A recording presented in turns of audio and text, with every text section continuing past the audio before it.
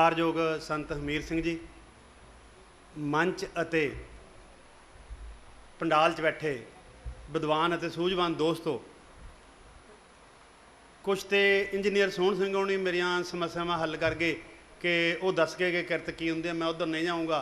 तो कुछ भावनावां डॉक्टर प्रसाद उन्होंने दसदियाँ कि ये लैक्चर 15 मिनट च नहीं हो सकता, लंबा होना है, पर जिन्ना समा मिले वो बस बैठे इशारा कर देन, पिछे आने की लोड़ नहीं, उदों पहले पूरा हो जाऊगा। तो सब तो पहला जवद्दी टकसाल, ये प्रबंधकों तो प्रोफैसर जोध सिंह उन्होंने बहुत ही ज़्यादा मुबारकां कि अज का जोड़ा विषय रखा है वो अज दे वर्तमान समय च बहुत ही लोड़ींदा विषय है, क्योंकि पिछले 3 साल तो एक बुक बारे चर्चा चल रही है जिहड़ी इकनॉमिक्स नोबल प्राइज़ विनर स्टिगलिट्ज़ की हैगी, द प्राइस ऑफ इनइक्वैलिटी। तो दूजी बुक एतकी 2014 च थॉमस पिकटी की आई है, फ्रांस का इकोनॉमिस्ट है, capital in the 21st century.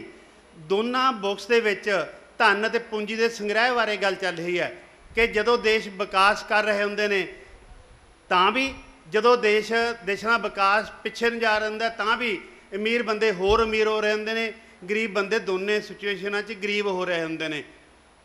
ते दोनों ने सारे संसार नूं, इहदे आगूआं नूं ते सूझवान दोस्तां नूं हलूणा दिता है कि उठो सुनो कि की हो रहा है, किधर नूं असीं जा रहे हैं। तो जिहड़ी 15 मिनट वाली गल है वो प्रोफैसर जोध सिंह उन्होंने इसलिए सौखा करता कि मैं उसका जिहड़ा अज दा खोज का परचा है नाल लैके आया सी, पर उन्होंने मैनूं पहलां दसता सी कि हवाले नहीं देने हैगे, गल लंबी नहीं करनी हैगी। सो मर्यादा नूं समझदे होए सैमीनार दी नूं 15 मिनट का रहूगा। तो धार्मिक परिपेख दे विच सुबह का मैं बहुत थोड़ा जिहड़े साडे बहुत विद्वान आए उन्होंने बहुत कुछ सीखण की कोशिश की है। मैं तो अर्थ विग्यान का विद्यार्थी हाँ, तो मेरा जन्म पिंड दा है, तो तंगियां तुरशियां वाले घर दा है, उत्थे गल नूं वधाउण दा बहुत लोड़ सी। लस्सी घरे दुध नहीं हुंदा सी तां गमांढियां नूं मंग के जे आपदा दुध हुंदा थोड़ा तां वो लस्सी वधा लई जांदी सी, लोड़ सी। हुण लोड़ है कि जदों क्लासरूम च जाना है, तनख्वाह समाज ते सरकार इन्नी ज़्यादा दिंदी है कि जे पाठ पुस्तक तक सीमित हो गए तां गल बननी नहीं, गल बच्चों तक उत्थे तक जानी है जिहदे नाल अगे समाज नूं सेध मिल सके, गल अगे जा सके। पर मर्यादा के मुताबिक 15 मिनट होणगे, जब तो शुरू किया वध नहीं हुंदे, वो च गल करूँगा। तो आपदी गल नूं आर्थिक परिपेख दे विच ज़्यादा रखूँगा, पर पूरा लैक्चर तो कदे भी नहीं पढ़ना चाहिए। ये जो 4 लाइनां मैनूं पढ़नियां पैणियां ने, हिंदी कवि ने दुष्यंत कुमार, जिन्हां ने ये पोएम शायद किसी होर संबंध च लिखी सी, पर उन्दियां 4 पंक्तियां जिहड़ियां हैगियां मैनूं इत्थे अज दे साडे हत्थी किरत करन दी महत्ता दे नाल ज़्यादा ढुकवियां लगदियां ने। ये सारा जिसम झुक के बोझ नाल दूरा होया होएगा, मैं सिजदे विच नहीं सी, तुहानूं धोखा लग्या होएगा, इत्थे तक आउंदे आउंदे सुक जांदियां हन सारियां नदियां, मैनूं पता है पानी कित्थे रुकिया होएगा। ये सिंधी पोएट दियां ये 4 लाइनां दस रही ने कि समाज दे विच की हो रहा है। जिहड़ा चुकिया बंदा है वो तुहाडी इज्जत नहीं करता उपरलियां दी, सगों वो तो मतलब बोझ नाल चुकाया है। तो जिहड़ा बोझ ना चुकाया हुआ बंदा हुंदा है, जे उहनूं बहुत ज़्यादा दुखी करिए तां जदों उहदा रिएक्शन करदा है वो कितना खतरनाक होऊगा, उहदे बारे सोचना औखा हुंदा है। जे गल भारत की करिए, 15 अगस्त 1947 का दिन बहुत ही महत्वपूर्ण दिन सी, जिदन आम लोगों ने पढ़े लिखिया ने अखबार बहुत चौ ना खरीदे, पर उस दिन सिर्फ एको खबर नहीं सी। 15 अगस्त 1947 नूं 2 खबरां बहुत इंपॉर्टेंट सी, पहली आज़ादी बारे सी, दूजी देश विच अनाज की थोड़ बारे सी। उस तो बिना बाकी खबरां नाल दियां सी, 2 खबरां प्रमुख खबरां सी सारे अखबारां च, वो अज भी तुहानूं लाइब्रेरियां च मिल जाणगीआं।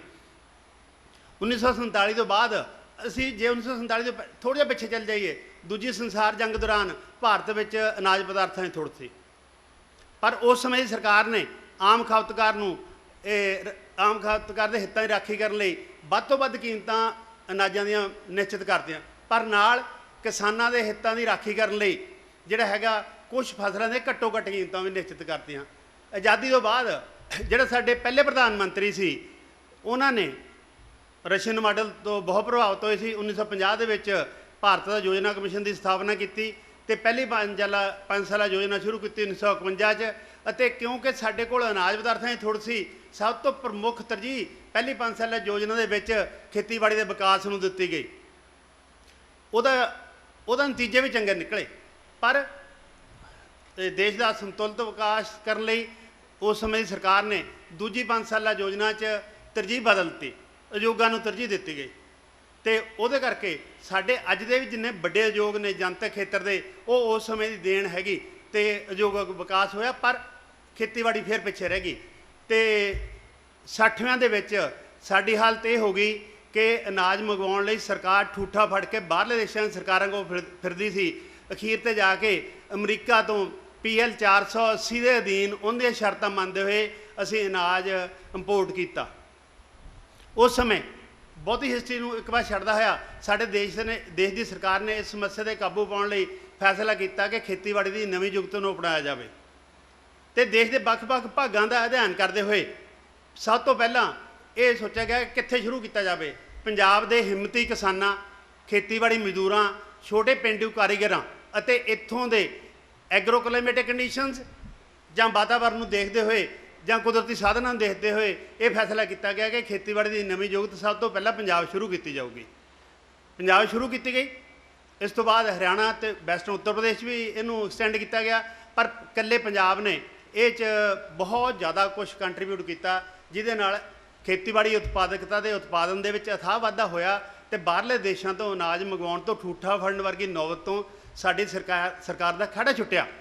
ਸੰਨ 1965 ਦੇ ਵਿੱਚ ਖੇਤੀਬਾੜੀ ਦੇ ਉਤਸ਼ਾਹ ਲਈ ਸਰਕਾਰ ਨੇ ਐਗਰੀਕਲਚਰ ਪ੍ਰਾਈਸਿਸ ਕਮਿਸ਼ਨ ਬਣਾਇਆ, ਕਿਉਂਕਿ ਸਾਡੇ ਅਨਾਜਾਂ ਦੀ ਥੁੜ ਸੀ। 1965 ਤੋਂ ਲੈ ਕੇ 1969 ਤੱਕ ਮਿਨੀਮਮ ਸਪੋਰਟ ਪ੍ਰਾਈਸਿਸ ਇਹ ਦੋ ਫਸਲਾਂ ਕਣਕ ਤੇ ਚਾਵਲਾਂ ਦੇ ਸੰਬੰਧ 'ਚ ਇੰਨੀਆਂ ਵਧੀਆ ਦਿੱਤੀਆਂ ਗਈਆਂ ਕਿ ਕਿਸਾਨਾਂ ਤੇ ਜਿਹੜੇ ਇਲਾਕਿਆਂ 'ਚ ਬੀਜੇ ਜਾਂਦੇ ਸੀ ਖੁਸ਼ਹਾਲੀ ਆਈ। ਟਰਮਸ ਆਫ ਟ੍ਰੇਡ ਕਹਿੰਦੇ ਅੰਗਰੇਜ਼ੀ 'ਚ ਐਗਰੀਕਲਚਰ ਲਈ ਫੇਵਰੇਬਲ ਸੀ ਤੇ ਉਹਦੇ ਨਾਲ ਕਿਸਾਨਾਂ ਦੀ ਖੁਸ਼ਹਾਲੀ ਆਈ। ਪਰ 1970 ਤੋਂ ਬਾਅਦ ਜਾ ਕੇ ਸਾਡੀ ਸਿਚੁਏਸ਼ਨ ਥੋੜ੍ਹੀ ਜਿਹੀ ਠੀਕ ਹੋ ਜਾਂਦੀ ਹੈ ਤੇ ਟਰਮਸ ਆਫ ਟ੍ਰੇਡ ਐਗਰੀਕਲਚਰ ਦੇ ਅਗੇਂਸਟ ਕਰ ਦਿੱਤੀਆਂ ਗਈਆਂ।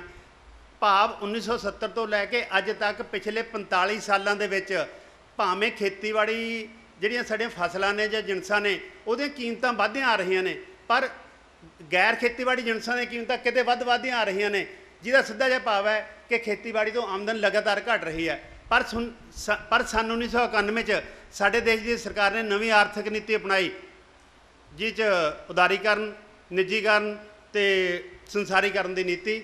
ਤੇ ਉਦੋਂ ਬਾਅਦ ਅੱਜ ਖੇਤੀਬਾੜੀ ਦੀ ਹਾਲਤ ਇਹ ਹੈ, ਖੇਤੀਬਾੜੀ ਇੱਕ ਘਾਟੇ ਵਾਲਾ ਧੰਦਾ ਹੈ ਤੇ ਖੇਤੀਬਾੜੀ ਨੂੰ ਕਿਹਾ ਜਾਂਦਾ ਕਿ ਖੇਤੀਬਾੜੀ ਦਾ ਸੰਕਟ ਚੱਲ ਰਿਹਾ ਹੈ। ਕੁਝ ਵਿਦਵਾਨ ਸੱਜਣ ਖੇਤੀਬਾੜੀ ਦੇ ਸੰਕਟ ਨੂੰ ਸਿਰਫ ਕਿਸਾਨੀ ਦਾ ਸੰਕਟ ਕਹਿ ਦਿੰਦੇ ਨੇ। ਤੇ ਮੈਂ ਜਿਹੜੇ ਸਾਈਟੇਸ਼ਨ ਦਿੱਤੀਆਂ ਦੀਆਂ ਸਟੱਡੀ 'ਚ ਪਿੱਛੇ ਰੈਫਰੈਂਸ ਦਿੱਤੇ ਸੀ, ਜਿਹੜੇ ਪੈਸਾ ਉਹਨੇ ਕਿਹਾ ਵੀ ਚੰਗੇ ਨਹੀਂ ਲੱਗਣੇ, ਆਪਾਂ ਕਿਸੇ ਦਾ ਨਾਂ ਨਹੀਂ ਲੈਣਾ। ਮੇਰਾ ਕਿਸੇ ਨਾਂ ਨਾਲ ਵਿਰੋਧ ਨਹੀਂ, ਪਰ ਸੈਮੀਨਾਰਾਂ ਦੇ ਵਿੱਚ ਅਸਹਿਮਤੀ ਹੋਣੀ ਜ਼ਰੂਰੀ ਹੈ। ਅਸਹਿਮਤੀ ਹੋਣ ਲਈ ਸਹਿਮਤੀ ਹੋਣੀ ਵੀ ਜ਼ਰੂਰੀ ਹੈ ਕਿ ਅਸੀਂ ਸਾਰਾ ਕੁਝ ਕੀ ਕਰ ਰਹੇ ਹਾਂ। ਕੀ ਅਸੀਂ ਯੂ ਟਰਨ ਲਾ ਰਹੇ ਹਾਂ? ਜੇ ਯੂ ਟਰਨ ਲਾ ਰਹੇ ਹਾਂ ਤਾਂ ਕਿਉਂ ਲਾ ਰਹੇ ਹਾਂ? ਤੇ ਯੂ ਟਰਨ ਨੰਗੀ ਹੋਣੀ ਚਾਹੀਦੀ ਵੀ ਅਸੀਂ ਕਿੱਥੇ ਹੈ। ਪਰ ਗੱਲ ਇਕੱਲੀ ਯੂ ਟਰਨ 'ਤੇ ਨਹੀਂ ਖੜੀ, ਗੱਲ ਤੇ ਦੋਸਤੋ ਆਠਾ ਪੱਟੀਆਂ 'ਤੇ ਆ ਗਈ ਹੈ ਕਿ ਇਹ ਸਟੇਜ 'ਤੇ ਮੈਂ ਧਰਮ ਦੇ ਬਾਰੇ ਬਹੁਤ ਚੰਗਾ ਕਹਿੰਦਾ ਜਾਂਦਾ। ਕੱਲ੍ਹ ਨੂੰ ਕਾਮਰੇਡਾਂ ਵਾਲੀ ਸਟੇਜ 'ਤੇ ਖੜਾ ਹਾਂ ਕਹਾਂ ਕਿ ਧਰਮ ਅਫੀਮ ਹੈ, ਪਰਸੋਂ ਨੂੰ ਕਿਸੇ ਹੋਰ ਸਟੇਜ 'ਤੇ ਖੜਾ ਮੈਂ ਦੋਨਾਂ ਨੂੰ ਮਾੜਾ ਕਹਾਂ। ਪਰ ਜਿਹੜੇ ਬੰਦੇ ਇਸ ਕੈਟੇਗਰੀ 'ਚ ਆਉਂਦੇ ਨੇ ਉਹਨਾਂ ਦਾ ਸਾਈਟੇਸ਼ਨ ਦੇ ਨਾਲ ਹਵਾਲੇ ਦੇ ਕੇ ਮਤਲਬ ਲੋਕਾਂ 'ਚ ਲਿਆਉਣਾ ਚਾਹੀਦਾ, ਤਾਂ ਕਿ ਗੱਲ ਕਿਸੇ ਪਾਸੇ ਨਿਖਰ ਸਕੇ। ਕਿ ਜਿਸ ਤਰ੍ਹਾਂ ਪ੍ਰੋਫੈਸਰ ਉਹਨਾਂ ਨੇ ਕਿਹਾ ਸੀ ਚਿੜੀ ਅਤੇ ਹੈਲੀਕਾਪਟਰ ਦੀ ਗੱਲ ਕੀਤੀ ਸੀ, ਚਿੜੀ ਅਤੇ ਕਾਂ ਦਾ ਫਰਕ ਹੋਣਾ ਚਾਹੀਦਾ ਹੈ। ਸਾਨੂੰ ਇਹ ਵੀ ਪਤਾ ਹੋਣਾ ਚਾਹੀਦਾ ਹੈ ਕਿਹੜਾ ਕਾਂ ਹੈ ਜਿਹੜਾ ਜੰਗਲ 'ਚ ਅੱਗ ਨੂੰ ਵਧਾ ਰਿਹਾ ਹੈ, ਕਿਹੜੀ ਚਿੜੀ ਹੈ ਜਿਹੜੀ ਕੋਸ਼ਿਸ਼ ਕਰ ਰਹੀ ਹੈ ਕਿ ਅੱਗ ਬੁੱਝ ਜਾਵੇ। ਸ਼ਾਇਦ ਚਿੜੀ ਇਕੱਲੀ ਕੁਛ ਨਹੀਂ ਕਰ ਸਕੂ, ਜੇ ਚਿੜੀਆਂ ਜ਼ਿਆਦਾ ਇਕੱਠੀਆਂ ਹੋ ਜਾਣਗੀਆਂ ਤਾਂ ਕਾਂ ਜਲਦੀ ਢਹਿ ਜਾਂਦਾ ਹੁੰਦਾ। ਤੇ ਹੁਣ ਖੇਤੀਬਾੜੀ ਦੀ ਹਾਲਤ ਇਹ ਹੈ, ਜਿਹੜਾ ਖੇਤੀਬਾੜੀ ਦਾ ਸੰਕਟ ਹੈ ਉਹ ਸਿਰਫ ਕਿਸਾਨਾਂ ਦਾ ਸੰਕਟ ਨਹੀਂ ਹੈਗਾ। ਉਹ ਤਿੰਨ ਤਰ੍ਹਾਂ, ਛੋਟੀ ਕਿਸਾਨੀ, ਖੇਤੀਬਾੜੀ ਮਜ਼ਦੂਰ, ਛੋਟਾ ਪੇਂਡੂ ਕਾਰੀਗਰ ਅਤੇ ਫਸਲੀ ਚੱਕਰ ਤੇ ਵਾਤਾਵਰਨ, ਕੁੱਲ ਮਿਲਾ ਕੇ ਇੰਨਾ ਕੁ ਸੰਕਟ ਹੈ। ਇਸ ਤੋਂ ਬਿਨਾਂ ਹੋਰ ਬਹੁਤ ਦਿਸ਼ਾਵਾਂ ਨੇ, ਪਰ ਜਿੰਨਾ ਇਹ ਸੰਕਟ ਹੈਗਾ ਇਹਦੇ ਵਿੱਚ ਜਿਹੜੇ ਸੰਕਟ ਨੂੰ ਦਿਖਾਉਣ ਵਾਲੇ ਇੰਡੀਕੇਟਰ ਨੇ। ਜੇ ਅਸੀਂ ਭਾਰਤ ਸਰਕਾਰ ਦੇ ਇੱਕ ਅਦਾਰੇ ਨੈਸ਼ਨਲ ਕ੍ਰਾਈਮ ਰੈਕਰਡਸ ਬਿਊਰੋ ਦੀ ਗੱਲ ਕਰੀਏ ਤਾਂ ਉਹਨੇ 1995 'ਚ ਕਿਸਾਨਾਂ ਦੇ ਖੁਦਕਸ਼ੀਆਂ ਦੇ ਅੰਕੜੇ ਇਕੱਠੇ ਕਰਨੇ ਸ਼ੁਰੂ ਕੀਤੇ। ਉਹਨਾਂ ਮੁਤਾਬਕ 1995 ਤੋਂ ਲੈ ਕੇ 2012 ਤੱਕ 2,84,649 ਕਿਸਾਨਾਂ ਦੀਆਂ ਰਿਪੋਰਟ ਹੋਈਆਂ ਖੁਦਕਸ਼ੀਆਂ ਨੇ। ਪੰਜਾਬ 'ਚ ਇੱਕ ਸਰਵੇ ਕੀਤਾ ਗਿਆ ਪੰਜਾਬੀ ਯੂਨੀਵਰਸਿਟੀ ਪਟਿਆਲਾ, ਗੁਰੂ ਨਾਨਕ ਦੇਵ ਯੂਨੀਵਰਸਿਟੀ ਅੰਮ੍ਰਿਤਸਰ ਅਤੇ ਪੰਜਾਬ ਐਗਰੀਕਲਚਰ ਯੂਨੀਵਰਸਿਟੀ ਲੁਧਿਆਣਾ ਦੇ ਅਰਥ ਵਿਗਿਆਨ ਦੇ ਪ੍ਰੋਫੈਸਰਾਂ ਦੀ ਨਿਗਰਾਨੀ ਹੇਠ ਪਿਛਲੇ ਇੱਕ ਦਹਾਕੇ ਦੇ ਵਿੱਚ ਪੰਜਾਬ ਦੇ ਵਿੱਚ 4,687 ਕਿਸਾਨਾਂ ਦੇ ਖੇਤ ਮਜ਼ਦੂਰਾਂ ਨੇ ਖੁਦਕਸ਼ੀਆਂ ਕੀਤੀਆਂ ਨੇ। ਇਹਦੇ ਵਿੱਚੋਂ 4,687 ਚੋਂ ਤਕਰੀਬਨ 2,000 ਦੇ ਨਜ਼ਦੀਕ ਖੇਤੀਬਾੜੀ ਮਜ਼ਦੂਰ ਨੇ ਜਿਨ੍ਹਾਂ ਖੁਦਕਸ਼ੀ ਰਿਪੋਰਟ ਹੋਈਆਂ ਖੁਦਕਸ਼ੀਆਂ ਨੇ। ਕਿਸਾਨਾਂ ਦੀਆਂ ਖੁਦਕਸ਼ੀਆਂ ਚਾਹੇ ਸਾਰੇ ਭਾਰਤ ਦੀਆਂ ਚਾਹੇ ਪੰਜਾਬ ਦੀਆਂ, ਇਹਨਾਂ ਪਿੱਛੇ ਬਹੁਤ ਸਾਰੇ ਪੱਖ ਸਾਹਮਣੇ ਲਿਆਂਦੇ ਜਾ ਰਹੇ ਨੇ, ਪਰ ਜਿਹੜਾ ਠੀਕ ਖੋਜ ਅਧਿਐਨ ਤੋਂ ਗੱਲ ਸਾਹਮਣੇ ਆਈ ਹੈ, ਇਹਦੇ ਪਿੱਛੇ ਦੋ ਪੱਖ ਸਾਹਮਣੇ ਆਉਂਦੇ ਨੇ। ਇੱਕ ਹੈ ਕਰਜ਼ਾ, ਦੂਜਾ ਗਰੀਬੀ। ਜਿਹੜਾ ਖੇਤ ਮਜ਼ਦੂਰਾਂ ਦੇ ਸੰਬੰਧ 'ਚ ਹੈ, ਕਰਜ਼ੇ ਦਾ ਪੱਧਰ ਬਹੁਤ ਛੋਟਾ ਹੈ, ਪਰ ਉਹ ਫਿਰ ਵੀ ਖੁਦਕਸ਼ੀ ਕਿਉਂ ਕਰਦੇ ਨੇ? ਅਧਿਐਨ ਇਹ ਦੱਸਦਾ ਹੈ ਕਿ ਉਹਨਾਂ ਦੀ ਕਰਜ਼ਾ ਮੋੜਨ ਦੀ ਸਮਰੱਥਾ ਹੀ ਜ਼ੀਰੋ ਹੈ, ਸਿਫਰ ਹੈ, ਉਹ ਮੋੜ ਹੀ ਨਹੀਂ ਸਕਦੇ ਹੈਗੇ। ਜਦੋਂ ਕਰਜ਼ਾ ਲੈਣ ਵਾਲਾ ਘਰੇ ਜਾਂਦਾ ਹੈ, ਬਦਤਮੀਜ਼ੀ ਨਾਲ ਪੇਸ਼ ਆਉਂਦਾ ਹੈ, ਉਹ ਮਤਲਬ ਖੁਦਕਸ਼ੀ ਕਰ ਜਾਂਦੇ, ਜਾਂ ਜਦੋਂ ਜ਼ਿੰਦਗੀ ਦਾ ਸਾਰੀਆਂ ਆਸਾਂ ਮੁੱਕ ਜਾਂਦੀਆਂ ਨੇ। ਪਰ ਆਠਾ ਪੱਟੀਆਂ ਲਾਉਣ ਵਾਲੇ ਸਾਡੇ ਵਿਦਵਾਨ ਕੀ ਕਰਦੇ ਨੇ? ਉਹ ਕੰਮ ਕਰਦੇ ਨੇ ਜਿਹੜੇ ਸਮੇਂ ਦੀ ਸਰਕਾਰ ਨੂੰ ਰਾਸ ਆਉਂਦੇ ਨੇ। ਜੇ ਸਰਕਾਰ ਜਲਦੀ ਬਦਲ ਜਾਵੇ ਤਾਂ ਉਹਨਾਂ ਦੀ ਆਠਾ ਪੱਟੀ ਤੇਜ਼ ਹੋ ਜਾਂਦੀ ਹੈ, ਜੇ ਹੌਲੀ ਹੌਲੀ ਬਦਲੇ ਤਾਂ 5 ਸਾਲਾਂ ਬਾਅਦ ਉਹਦੀ ਨਵੀਂ ਕੋਈ ਗੱਲ ਕਹਿਣੀ ਸ਼ੁਰੂ ਕਰ ਲੈਂਦੇ ਨੇ। ਜਿਵੇਂ ਇੱਕ NSSO ਅਦਾਰਾ ਭਾਰਤ ਸਰਕਾਰ ਦਾ, ਉਹਨੇ ਇੱਕ ਸਰਵੇ ਕਰਵਾਇਆ 1991 ਤੋਂ ਬਾਅਦ ਕਿ ਕਿੰਨੇ ਲੋਕ ਖੇਤੀ ਛੱਡਣਾ ਚਾਹੁੰਦੇ ਨੇ। ਉਹਨਾਂ ਨੇ ਕਹਿੰਦਾ 40% ਲੋਕ ਖੇਤੀ ਛੱਡਣਾ ਚਾਹੁੰਦੇ ਨੇ। ਉਸ ਤੋਂ ਬਾਅਦ ਪੰਜਾਬ ਐਗਰੀਕਲਚਰ ਯੂਨੀਵਰਸਿਟੀ ਦੇ ਵਿਦਵਾਨ, ਮੇਰੀ ਯੂਨੀਵਰਸਿਟੀ ਦੇ ਸਾਬਕਾ ਪ੍ਰੋਫੈਸਰ ਅਤੇ ਹੋਰ ਵੱਡੇ ਵਿਦਵਾਨਾਂ ਨੇ ਉਹਦੀ ਗੱਲ 'ਚ ਚੱਲਦੇ ਹੋਏ, ਪੈੜ 'ਚ ਪੈੜ ਮਿਲਾਉਂਦੇ ਹੋਏ ਉਦੋਂ ਅੱਗੇ ਜਾ ਕੇ ਕਿਹਾ ਹਾਂ ਜੀ ਇੰਨੇ ਕਿਸਾਨ ਖੇਤੀ ਛੱਡਣਾ ਚਾਹੁੰਦੇ ਨੇ। ਜਦੋਂ ਕਿ NSS ਵੱਲੋਂ ਪੁੱਛਿਆ ਗਿਆ ਸਵਾਲ, ਇਹ ਆਪਣੇ ਵਿੱਚ ਗਲਤ ਸੀ। ਉਹਨਾਂ ਨੇ ਇਹ ਪੁੱਛਿਆ ਸੀ ਕਿ ਜੇ ਖੇਤੀ ਨਾਲੋਂ ਲਾਹੇਵੰਦ ਤੁਹਾਨੂੰ ਕੋਈ ਹੋਰ ਧੰਦਾ ਦੇ ਦਿੱਤਾ ਜਾਵੇ, ਕੀ ਤੁਸੀਂ ਖੇਤੀ ਛੱਡਣਾ ਚਾਹੋਗੇ? ਤਾਂ ਵੀ 100 ਚੋਂ 40 ਨੇ ਕਿਹਾ ਤੇ ਅਸੀਂ ਖੇਤੀ ਛੱਡਣਾ ਚਾਹਾਂਗੇ, ਹੈ ਨਾ। ਫਿਰ ਗੱਲ ਹੈ ਕਿ ਉਹ ਇੱਕ ਦਲੀਲ ਇਹ ਦਿੰਦੇ ਨੇ ਕਿ ਜਿਹੜੇ ਖੇਤੀ ਛੱਡਣਾ ਚਾਹੁੰਦੇ ਨੇ ਉਹਦੇ ਪਿੱਛੇ ਕਾਰਨ ਕੀ ਹੈ। ਸਾਡੀ ਯੂਨੀਵਰਸਿਟੀ ਦਾ ਇੱਕ ਸਾਬਕਾ ਪ੍ਰੋਫੈਸਰ ਅਰਥ ਵਿਗਿਆਨ ਦਾ, ਉਹ ਵੱਖ-ਵੱਖ ਸਮੇਂ 'ਤੇ ਵੱਖ-ਵੱਖ ਕੁਝ ਲਿਖਦਾ ਹੈ, ਸਾਈਟੇਸ਼ਨ ਦੇਣੀਆਂ ਨਹੀਂ, ਕੰਮ ਸੌਖਾ ਹੋ ਗਿਆ। ਅਤੇ ਉਹ ਕਹਿੰਦਾ ਸਿਰਫ ਹੁਣ 5.2% ਲੋਕਾਂ ਕੋਲ 10 ਏਕੜ ਤੋਂ ਉੱਪਰ ਜ਼ਮੀਨ ਹੈ। 10 ਏਕੜ ਜ਼ਮੀਨ ਹੀ ਲਾਹੇਵੰਦ ਹੈ ਖੇਤੀ ਕਰਨ ਲਈ।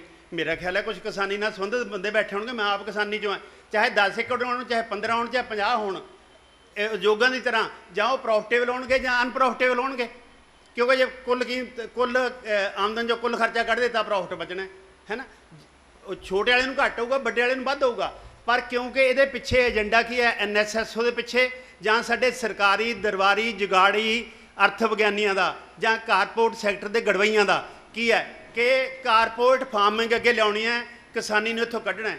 ਪਰ ਸੱਜਣੋਂ, ਕਿਸਾਨੀ ਨੂੰ ਲੈ ਕੇ ਕਿੱਥੇ ਜਾਵਾਂਗੇ? ਸਾਡੇ ਦੇਸ਼ ਦੇ ਵਿੱਚ ਦੂਜੀ 5 ਸਾਲਾ ਯੋਜਨਾ 'ਚ ਵੱਡੇ ਉਦਯੋਗਾਂ ਨੂੰ ਤਰਜੀਹ ਦਿੱਤੀ ਗਈ ਸੀ, ਉਹਦੇ ਨਾਲ ਉਤਪਾਦਨ ਵੀ ਵਧਿਆ ਉਦਯੋਗ ਕਿ ਇੰਪਲਾਇਮੈਂਟ ਵੀ ਵਧੀ। ਪਰ 1991 ਤੋਂ ਬਾਅਦ ਤਾਂ ਅਸੀਂ ਵੱਡੇ ਉਦਯੋਗਾਂ ਨੂੰ ਇਸ ਤਰ੍ਹਾਂ ਤਰਜੀਹ ਦੇ ਰਹੇ ਹਾਂ ਕਿ ਜਿਹੜਾ ਮਤਲਬ ਪੂੰਜੀ ਪ੍ਰਧਾਨ ਉਦਯੋਗ ਨੇ, ਜਿੱਥੇ ਲੇਬਰ ਦੀ ਲੋੜ ਹੀ ਨਹੀਂ ਹੈਗੀ। ਜੇ ਖੇਤੀਬਾੜੀ 'ਚੋਂ ਜਿਹੜੇ ਲੋਕਾਂ ਨੂੰ ਕੱਢਣ ਦੀ ਗੱਲ ਕਰ ਰਹੇ ਨੇ ਉਹ ਛੋਟੇ ਨੇ, ਪਰ ਉਦਯੋਗਾਂ 'ਚ ਰੁਜ਼ਗਾਰ ਨਹੀਂ ਹੈਗਾ।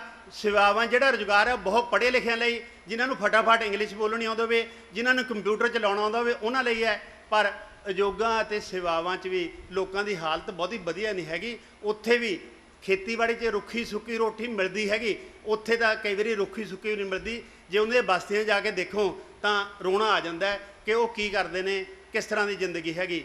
ਸਾਡੇ ਦੇਸ਼ 'ਚ ਖੇਤੀਬਾੜੀ 'ਚ 99% ਕਿਰਤ ਉਹ ਹੈ ਜਿਹੜੀ ਅਨਆਰਗੇਨਾਈਜ਼ ਸੈਕਟਰ 'ਚ ਹੈ, ਜਿਹਦੀ ਕੋਈ ਵੱਜਵੀਂ ਤਨਖਾਹ ਨਹੀਂ ਹੈਗੀ। DA ਕਿੱਥੋਂ ਹੋਊਗਾ, ਐਨੂਅਲ ਇਨਕਰੀਮੈਂਟ ਕਿੱਥੋਂ ਹੋਊਗਾ? ਇਸ ਤਰ੍ਹਾਂ ਜਿਹੜੇ ਸ਼ਹਿਰਾਂ 'ਚ ਕੰਮ ਕਰਨ ਵਾਲੇ ਸਰਵਿਸ ਸੈਕਟਰ 'ਚ ਨੇ, ਜਿਹੜੇ ਦੁਕਾਨਾਂ ਦਾ ਕੰਮ ਕਰਦੇ 2-2 5,000 ਵਾਲੇ ਨੇ, ਜਿਹੜੇ ਲੀਰਾਂ ਬੋਤਲਾਂ ਅਮੀਰਾਂ ਦੇ ਢੇਰਾਂ ਤੋਂ ਚੱਕਦੇ ਨੇ, ਕੂੜੇ ਤੋਂ ਬੋਤਲ ਹੋਰ ਇਸ ਤਰ੍ਹਾਂ ਪੋਲੀਥੀਨ ਦਾ ਸਮਾਨ ਚੱਕਦੇ ਨੇ, ਉਹਦੀ ਕਿੰਨੀ ਕੁ ਆਮਦਨ ਹੋਊਗੀ, ਹੈ ਨਾ। ਅਤੇ ਵੱਖ-ਵੱਖ ਖੇਤਰਾਂ 'ਚ ਅਸੀਂ ਇੰਨਾ ਖਲਾਅ ਪੈਦਾ ਕਰਤਾ ਹੈ ਕਿ ਜਿਹੜੀ ਸਟਿਗਲੇਟ ਦੀ ਬੁੱਕ ਹੈ ਉਹ ਅਮਰੀਕਾ ਬਾਰੇ ਹੈ, ਦਾ ਪ੍ਰਾਈਸ ਆਫ ਇਨਇਕੁਐਲਿਟੀ। ਉਹ ਕਹਿੰਦਾ 1% ਲੋਕ ਅਮੀਰ ਹੋ ਰਹੇ ਨੇ, 99% ਲੋਕ ਮੁਕਾਬਲਤਨ ਗਰੀਬ ਹੋ ਰਹੇ ਨੇ। ਅਮਰੀਕਾ ਦੀ ਗੱਲ ਹੈ ਜਿਹਦੇ ਬਾਰੇ ਸਾਡੇ ਬਹੁਤ ਭੁਲੇਖੇ ਹੈ। ਸਾਡੇ ਮਕਾਨ ਦੀਆਂ ਟੈਂਕੀਆਂ ਦੇ ਵੀ ਜਹਾਜ਼ ਦੀ ਜਿਹੜਾ ਟੈਂਕੀ ਦੀ ਡਾਇਰੈਕਸ਼ਨ ਇਸ ਤਰ੍ਹਾਂ ਹੁੰਦੀ ਕਿ ਅਸੀਂ ਅਮਰੀਕਾ ਜਾਣਾ ਚਾਹੁੰਦੇ ਹਾਂ, ਕੈਨੇਡਾ ਜਾਣਾ ਚਾਹੁੰਦੇ ਹਾਂ, ਪਰ ਉੱਥੇ ਵੀ ਇੰਨਾ ਮਤਲਬ ਇਨਇਕੁਐਲਿਟੀ ਹੈ ਕਿ ਉੱਥੇ ਵੀ ਡਿਸਸੈਟੀਸਫੈਕਸ਼ਨ ਹੈ। ਜੇ ਤੁਹਾਨੂੰ ਜਾਣ ਦਾ ਮੌਕਾ ਮਿਲਿਆ ਹੋਵੇ ਜਾਂ ਜਾਓ ਤਾਂ ਉੱਥੇ ਵੀ ਲੋਕ ਠੂਠਾ ਫੜ ਕੇ ਮੰਗਦੇ ਤੁਹਾਨੂੰ ਨਜ਼ਰ ਆ ਜਾਣਗੇ। ਇਸ ਲਈ ਜਿਹੜਾ ਕੁਝ ਜਿਸ ਤਰ੍ਹਾਂ ਦਾ ਅਸੀਂ ਡਿਵੈਲਪਮੈਂਟ ਮਾਡਲ ਅਪਣਾਇਆ, ਨਾ ਉਹ 'ਚ ਖੇਤੀਬਾੜੀ 'ਚ ਕੰਮ ਕਰਨ ਵਾਲੇ ਸੌਖੇ ਨੇ, ਨਾ ਹੀ ਉਦਯੋਗਾਂ 'ਚ ਕੰਮ ਕਰਨ ਵਾਲਾ ਜਿਹੜਾ ਆਮ ਕਿਰਤੀ ਆ ਉਹ ਸੌਖਾ ਹੈ, ਅਤੇ ਨਾ ਸੇਵਾਵਾਂ ਵਾਲਾ ਕਿਰਤੀ ਸੌਖਾ ਹੈ। ਫਿਰ ਗੱਲ ਕਿੱਧਰ ਨੂੰ ਜਾਵੇ? ਜੇ ਤਾਂ ਅਸੀਂ ਗੱਲ ਕਰਨੀ ਖੇਤੀਬਾੜੀ ਦੀ, ਗੱਲ ਪਹਿਲੇ ਸੈਮੀਨਾਰ 'ਚ ਹੋ ਰਹੀ ਸੀ ਕਿ ਸਾਡਾ ਪੰਜਾਬੀ ਕੰਮ ਨਹੀਂ ਕਰਦਾ।